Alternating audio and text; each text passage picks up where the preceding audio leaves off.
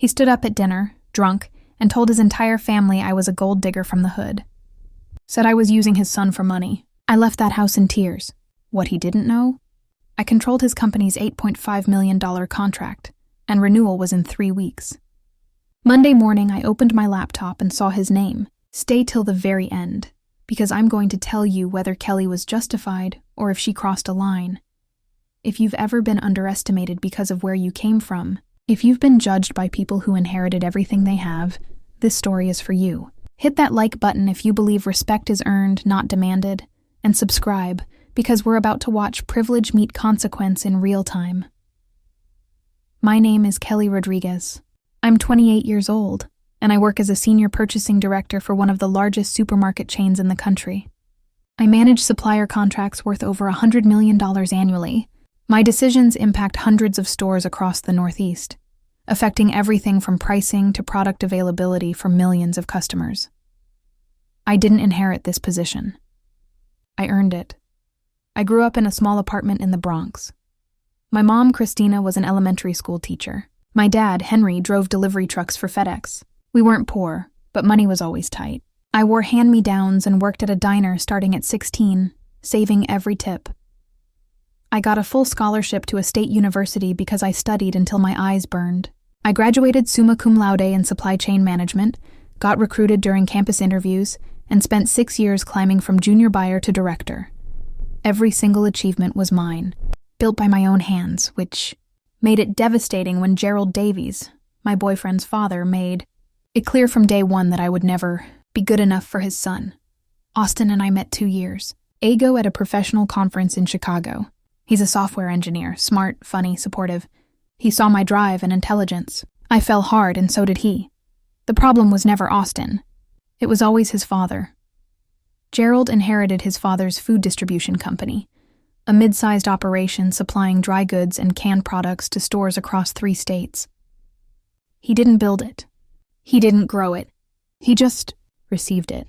And somehow, that inheritance made him feel entitled to judge people who actually worked for what they had.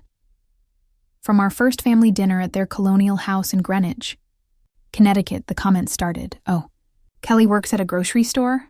So you're like a cashier?" I'd correct him politely. "No, Mr. Gerald. I'm the purchasing director. I manage contracts worth millions." He'd give this condescending smile and change the subject. Over months, it escalated. Austin could be with someone from a more established background. These girls from nothing are always looking for a man to take care of them. "I hope she's not using you, son." Austin always defended me, arguing until his voice went raw, but I asked him to stop. I didn't want to cause family conflict. Part of me hoped that if I kept proving myself, Gerald would eventually accept me. I was so wrong. The dinner happened on a Sunday in March. Austin's mom, Judith, had prepared prime rib for the extended family. Gerald, Judith Austin's sister Evelyn and her husband Jordan, and Gerald's 2 brothers with their wives. I arrived carrying an expensive tiramisu from a celebrated bakery, determined to contribute. The first hour was normal, polite conversation about weather, work, vacation plans. Then Gerald started on his second bourbon, and the temperature dropped. "Kelly," he said, his voice thick with alcohol, "tell me honestly, how much do you actually make at that grocery store job?" The table went silent. "Gerald, that's not appropriate," Judith said, mortified. "Why not?" he shot back. "I just want to know if my son will have to support her forever." Austin slammed his fist on the table. "Dad, stop, now," but Gerald stood up, swaying, glass in hand. "No, son. This girl appears from nowhere, and suddenly she's here every Sunday, eating our food, enjoying our hospitality. Your food." I couldn't stop myself. "I brought dessert tonight, a $90 tiramisu. Last week I brought expensive wine. Last month I paid for the entire catering for Judith's birthday. $400. He laughed, cruel and contemptuous. "Look at her. Always has an answer. Is that what they teach in public school? How to talk back?" Tears burned behind my eyes, but I refused to let them fall. Austin was on his feet, furious. But Gerald stepped closer, bourbon breath hot in my face. "You think I don't see your game? You're trying to trap my son, probably hoping to get pregnant and lock down child support. These poor girls are all the same. You latch on like ticks. The world stopped. I stood slowly, folding my napkin carefully. I looked him in the eye. Thank you for dinner. It was enlightening. Austin grabbed my arm. Kelly, please don't leave. I need to go, I said quietly. We'll talk later. I walked out with my head high. But the second I closed my car door, I shattered. I sobbed the entire 20-minute drive, deep, gasping sobs. It wasn't just sadness. It was rage. It was the crushing injustice of being judged by a man who'd never worked for anything. I got home, washed my face, and made tea. And then, almost automatically, I opened my work laptop. I pulled up my supplier contract database and typed DAVIES, and there it was. Gerald Foods Distribution, LLC annual contract, $8,500,000 products, dry goods, canned items renewal. Date, March 28th, 21 days. I hadn't made the connection before. The company used his first name only. And while I had final approval authority, a team manager handled day-to-day operations. But now I was staring at his company name on my renewal list. I sat there for hours, thinking. Was this petty? Unethical? But then I heard his voice again. Poor girls like you are all the same. And I thought, why should I renew a contract with someone who thinks I'm worthless? Monday morning, I walked into my office with clarity. Christina, I told my senior analyst, I need a complete performance audit on Gerald Foods distribution. Quality metrics, delivery records, price comparison, complaint history, everything. She looked surprised. They've been with us for 5 years. Is there an issue? That's exactly why we need to review them, I said. Markets change. We need to ensure we're getting the best value. The report arrived Tuesday afternoon, and it was damning. Prices 7% above market average for comparable. Products 3 significant delivery. Delays in 6 months during high-volume periods too. Product batches flagged for quality issues with customer. Complaints overall performance. Below industry standard professionally. I had every reason not to renew. But I won't lie. Part of me wanted Gerald to feel what it's like to be dismissed. Wednesday, I called a team meeting. We're opening competitive bidding, I announced. Gerald Foods distribution will not be renewed. We need suppliers who are more competitive on price and performance. My assistant Ethan hesitated, but they've been our partner for 5 years.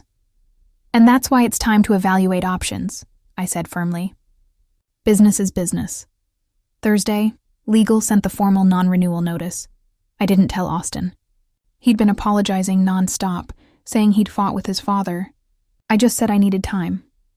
Friday night, Austin called, panic in his voice. Kelly, my dad got the notice. He's freaking out. He thinks you did this. He says losing this contract could bankrupt him. He might lay off 15 employees. That hit me hard. 15 people. Families who had nothing to do with Gerald's cruelty. Have him send me complete performance documentation, I said after a pause. Financial reports, delivery logs, everything. Why? Just send it, Austin. I spent the weekend reviewing every document. By Sunday night, I'd made my decision. Monday morning, I scheduled a meeting with Gerald. He arrived looking nothing like the arrogant man from dinner. He was pale, wearing an ill-fitting suit, visibly scared. Kelly, I held up my hand. Mr. Gerald, your current contract will not be renewed. That's final. His face went white. However, I continued, I'm willing to offer a new contract. With conditions. Anything, he said immediately. First, 12% price reduction to match market rates. Second, implementation of a quality control system with regular audits. Third, guaranteed delivery timelines with financial penalties for delays. I paused, looking him in the eye. And fourth, a formal written apology for your behavior at dinner. Addressed to both me and Austin. Detailed, genuine, signed. Gerald's face flushed red. He struggled with his pride. But finally he nodded. All right. Everything you asked. Good. You have 48 hours to sign. He turned at the door. Kelly, I was wrong. About everything. Austin is lucky. I know, I said without smiling. Have a good day. 2 days later, the signed contract arrived with a 2-page apology letter. It was genuine. Gerald acknowledged his prejudice, his cruelty, and asked for forgiveness. I showed Austin that night. He read it with tears in his eyes. "You did in 1 week what I couldn't do in 2 years," he whispered. "You made him respect you." "It was about consequences," I said. He needed to understand that his words have weight, that people he dismisses might hold more power than he realizes. 3 months later, the contract was working perfectly. Gerald met every requirement. At family dinners, he was respectful. Then came the transformation. At a Sunday lunch, Gerald stood up and asked for attention. "I want to say something," he began, looking at me. "I spent my life thinking success was inherited, but Kelly taught me that real success is built with your own hands. She came from a working-class family and achieved more than I ever did with my advantages.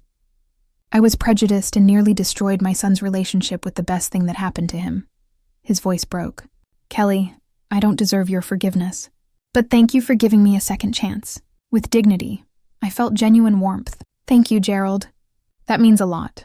After that, our relationship transformed. He started asking my professional advice, treating me with real respect. 6 months later, Austin proposed. When Gerald heard, he cried and hugged me tight. "Welcome to the family, daughter. For real this time." Here's my take. Kelly was absolutely justified. She had every right to cancel that contract based purely on performance data. But she chose something better. She taught a lesson about consequences while protecting innocent employees. Gerald needed to feel powerless after making her feel worthless. But Kelly showed real strength by offering a second chance with clear boundaries. She could have destroyed him. Instead, she transformed him. This wasn't just revenge. It was restorative justice. She forced him to confront his prejudice, improve his business, and become better. That's not crossing a line. That's using power with wisdom. What's your take? Was Kelly justified or did she go too far? Drop your opinion in the comments. If you think she handled this perfectly, smash that like button. And subscribe because next week, another story where underestimation meets devastating consequences. Justice one story at a time.